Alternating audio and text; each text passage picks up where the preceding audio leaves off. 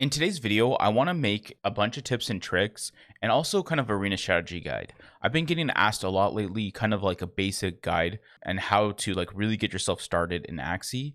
So I kind of want to go over that right now. So first things first, you're going to have to go through all these chapters in adventure mode. You're going to have to go up to level 6 before you can start playing the game. And at that point in time, you'll be able to swap into your own Axies. You can also get moon shards for every level you complete. So the higher you go here, the more moon shards you're rewarded. And if you complete all these levels at 3 stars, you'll get these chests here that also give you moon shards. So you'll have a really good starter bonus for moon shards by completing all these levels. Also, you'll get a cleanse rune if you can complete this level here, I think it is. So there's a cleanse rune that you can get that's really nice if you're running a plant on your team, getting yourself started. Also, for your teams in arena mode, you can run the starter Axies. So you can run things like Enna, or you can run things like Puff, like this Axie, which is very strong Axie to start off with. It's great for an Aqua build team. And then you have Enna here, who's really good for your like plant-based tanky stally teams. So you have multiple choices of, Axies that you can run and you can add to your build, and it helps quite a ton. Also, before you end up picking up your Axies, if you want to use my code, it helps me out a ton. So you can just put in this code that you're going to see on screen here. You're just going to go to your referral page right here, and then you're just going to enter in this code you'll see on screen. So now I want to talk about crafting. When it comes to crafting, you're just going to want to spam out your 100 runes one until you have the ability to do these ones that cost 1,000. When you get to the point and you have the level of being able to do the ones that cost 1,000, the nice thing you can do is you can make sure and guarantee yourself that you're always going to have rare runes. I would wait till level 7 and you unlock all these slots here before you ever start doing this, because you don't ever want to have a chance of having common. So if you want to, you can buy this epic dust, which is 2,000. It's kind of expensive. I personally think just buying a bunch of rare dust and forcing rares and having a chance of getting mystics are pretty good. But if you want to go for the more expensive route, you can go with this dust. So what we're going to do is we're going to buy 3 of these, like so. Then we're going to come here and we're going to use these 3 duffs for these 3 slots. And you can see how the chances for getting a common rune has gone to 0, 80% chance of getting a rare, 18% chance of getting epic, and 2% chance of getting a mystic. So this is kind of the way you might want to grind this out. And then also you can do the max if you have like 5 of the dust and stuff. So this is the way you may want to start grinding it out once you have kind of your first basic set of runes. So once you have like your tough strikes that you might want, whenever you have your, your healing ones, whenever you have the basic ones that you need and you're going to want for every build, then I would start working on hunting for rare runes only. This way you can kind of get what you're looking for. And I'm going to do the craft now. So I got a multi-hit plus 2 attack. That's pretty unlucky. Pretty much not what we were looking for. We were hoping to get a charm because getting these charms are really good. You can still get like really bad junky stuff, and like you still have a chance of getting ones that are not for your class specific in neutral. So it's kind of unlucky to get a 10% on that neutral, but we did hit the neutral. So that's just like the basic there. Also, when it comes to arena mode here, the higher your reward, the more rewards you get. So you can see as we rank up and the higher we go, we can claim a moon shard for free.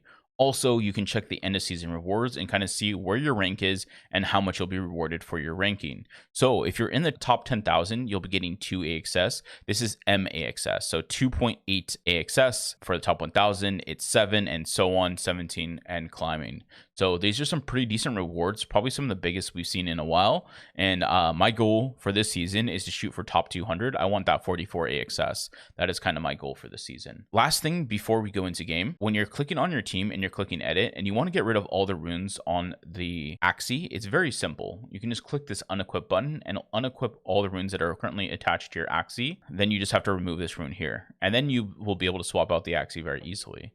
So that's the way I like to do it. Also, you can go from the homepage here and just click on one of the Axies and you can see what it already has and you can swap out stuff. So if you have like something more you might want to add, which I may have, but probably don't. Nope, don't have anything. But if I wanted to, I can check the Axie to see if I have anything else to add to the Axie, which it does not look like. Oh, there you go. I have the cleanser. So I can put it on this one, which is actually pretty good because already this is a, doesn't have any type of basic coverage and it's going to give me the cleanse effect.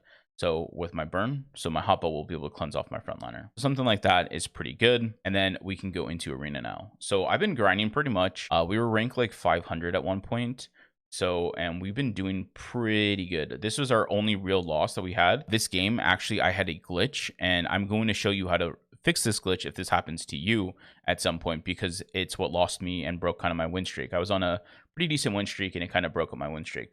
So now let's hop in the game and I'll kind of go over a basic arena tips and strategy guide. So if you're just starting out and you want to, you know, if you're like struggling in your arena games. Okay, so we're going against a guy that has Scarab on his frontliner, so we're going to want to try and kill his frontliner if possible, but if not, it's still going to be okay. So we're going to start off slowly. We're just going to, because this is a stall deck, we're going to play this, and then we're going to play the oranges here, just so we can retain these. We're going to pretty much try and survive off just my backliner. So here's a thing that can happen, and I'm going to wait for the timer to run down. But if you are on this screen where you can shuffle cards into your deck, you can end up freezing out the game where you can't actually make an action happen, and it can make it so like you can't actually play any of your abilities. So if that ever happens and you can't actually do anything on screen, even though you do have energy, you want to just click this star button down here and it will fix your screen. So we're just gonna end our turn. Next tip, you can see what abilities and what skills your opponent does by just clicking this little pop out in the top left hand corner, the one that says history. So we can see and we can watch what people do. I like sitting in this view mode so I can notice exactly what they did sometimes, and I know if they play like a secret or some type of skill on top of themselves. So you see that he played a secret here, which means he probably played a watering can, which means I don't really want to attack into him. It's kind of a bad idea for myself if I attack into him, because my deck is stally. I don't really want to give him pure waters. I know he's probably gonna have 100+ shield, so it's pretty useless to attack into this person's Axie. So we're just gonna go for a defensive play. We're gonna play a cucumber slice here and a pumpkin to go into defend mode. Also, another thing about this build, the reason why we're running pumpkins is because we're trying to cycle through our cards as fast as possible. We really want to get in our hand. We want to have this bag magic sack here, and then we want to draw the orange card here again, because these are really great. They heal you for 30. You can use it on this skill if you want to, just so you can end up adding 2 more to your hand. Like let's say you're running against some guy that has a lot of pressure, you can end up doing that as well. But if you don't really need to, that's also pretty nice. Okay, here we go. We see he's going pretty aggressive, opening up. There's a doubt being played on us, so we can see, do we have any skill cards in our deck? Yes, we do. So we can try and pull out a skill card so we can maybe put a little bit more defense on my frontliner. It's not the one we were looking for. We're just gonna go with a pumpkin here to defend him, and we're going to use the wall gecko. Using wall gecko at any point in time is usually pretty good, because this lasts for 2 full rounds, so 4 turns. So my turn, his turn, my turn, his turn, and I may want to end up cactusing my backliner if I do get a cactus to stall a little bit of the damage that he's going to apply to my frontliner. Also, he played this doubt here, which means I get 50% less healing effect, which is pretty nasty. Okay, so we got a shield. We can maybe go for a kind of bigger play here, or we can sack off our frontliner. I'm not really too worried about losing my frontliner here, so we're going to go for some type of a little bit of a bigger play. So what we're going to do is we're going to use magic sack on this card here. That's going to make it so next turn we're going to get 2 more of these oranges from it, 2 more of this skill, and then it'll also add 3 into my deck in total. I'm also going to just add a Sakura onto my backliner like so. We're just kind of building up and getting ourselves ready for the late game. The nice thing is we will be using these oranges to kind of win the game late game, and we'll just kind of be playing pumpkin plus doing able to throw a little bit of damage at him. We don't really want to hit him too often here, because we don't really want to give him any chance to be able to really come back in this game. And by attacking him, we'll give him like some chances. Okay, so he got really lucky having Scarab there already. Hopefully, we'll draw into our cactus. There's a very high chance that we'll have cactus here. Okay, there we go. We did draw cactus. That's great. So we are going to play cactus. I'm going to play wall gecko as well. And then I'm going to play one of these oranges just to kind of shuffle through them. I'm also going to play them on my frontliner, even though he has this doubt buff on him. So Gil's pretty nice because it gives you this extra damage. A lot of people like running Gil on their team if they're going for a pretty aggressive team. It's such a nice card overall. So we drew another one of the oranges here. Let's see, did he play any secrets? He did play a secret last turn, which means I don't really want to attack into him because I won't be able to do any damage. So it's almost just better for me not to attack into him because I don't really want to give him any chances to get any waters at all. So I'm just going to try and do something like this. And then we're just going to play 2 more oranges. We want to keep this guy as healthy as possible. My opponent doesn't really have the most aggressive style deck. So I'm not too worried about him being able to kill me in one turn. And as long as I keep drawing into the oranges and I pull cactuses, I can really just tank up with my backliner. We're just going late game here. We're just trying to go for Blood Moon as long as possible. So right now it's looking pretty good. Okay, so he just healed up his frontliner and played clovers. So that means he's probably going to get 2 stacks of clover in total because this will die by turn 17. Here we can go and just play a shield on front. So we're going to put a big shield up here like this. We're going to play one of these oranges. And then we're going to heal once, keeping my guy at almost full HP.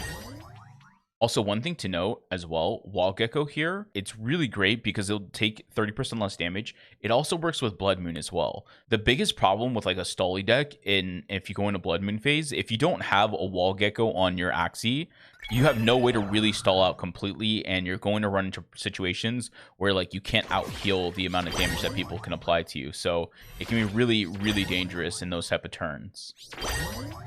Perfect. We can pull aggro to our backliner. That's totally what we're going to do this turn. We're going to open up with the cactus so we can get our taunt off. We're going to Wall Gecko here. I'm going to heal up front one time, and then I'm going to play the oranges again. Also, one thing to note as well is this says target an enemy. Apply doubt for 4 turns. You can't actually play any targeted abilities if an Axie has taunt. But yeah, if your opponent has a Scarab or something like this, they can't actually play it on you as long as you have a taunt on one of your Axies. Same thing with AoE abilities. If your opponent has an AoE ability, the only Axie that gets hit by the AoE is the taunted Axie. For multi-hit abilities, only the first hit of the multi-hit actually goes off. So taunt is really, really powerful at being able to stop decks that have a bunch of type of AoE slash kind of build up where they try to ramp you with a bunch of multi-hits. So you can stop a lot of it. If you're running like a triple cactus or you're running triple egg bomb, you can stop a lot of that damage that extra that people will like to put on you because of this.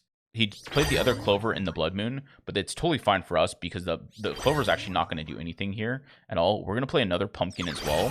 Keep our frontliner just, fully healthy, in a great position. He did play a secret on himself. Again, we're not going to attack into him because we don't want to give him any cards at all. Let's keep playing like this, and then we might as well heal up to full on our frontliner.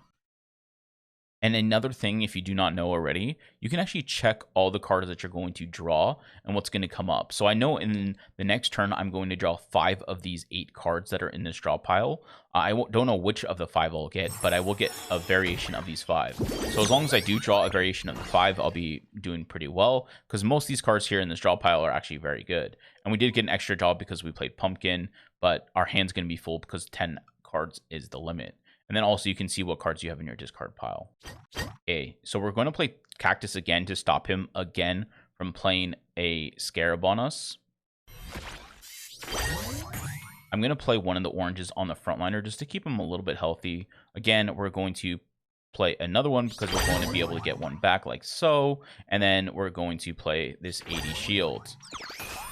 This deck just really wears down your opponent's mental game. It's a very tough deck to beat unless you have a super aggro deck. Like the biggest things I lose to are really aggressive decks. The one scariest skill right now, and probably the one that I would say a lot of people are running and are really abusing, is Kataro. Kataro is really great. It applies a death mark to a random Axie from your opponent's team. What the death mark actually does, and the reason why it's so strong.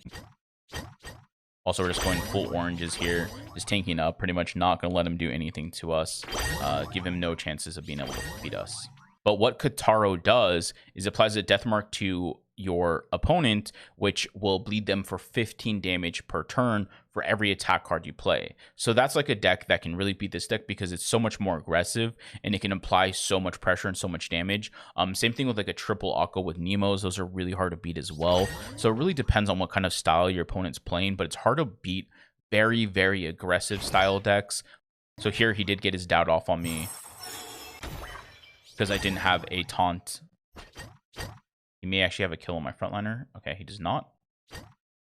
So here, we're just going to go with a double tank on my backliner, like so. Play one more as well. Reason I'm not attacking into him is because he's playing shield cards anyways on himself. I mean, this turn he didn't play any shield cards, so maybe it would have been okay to go aggressive on him and actually attack. Yeah, I could have won if I just would have attacked into him probably. But that's still okay. We're in a pretty decent spot at the moment. We can maybe save our frontliner for one turn, make him have to waste one attack. But we're not going to. It's fine. We're just going to play it around just the backliner. We also have Wall Gecko for an extra turn anyway, so it's not too scary. And he has to get through 200 plus shield. So he's going to take 90 damage here. And then he'll take 100 damage next turn on my turn. And there you go. You see, I didn't let him get too many waters to be able to keep himself alive. And it's just that easy. Just tank them until they drop. Wall Gecko is very, very strong right now because of the effects of Blood Moon getting reduced. If it didn't reduce the effects of Blood Moon, I don't think we'd see Wall Gecko getting played as often because it seems like it would be an okay card, but it would be more of like an okay card on an aggressive deck. But right now, it's really good for defensive style decks because you just literally taunt forever.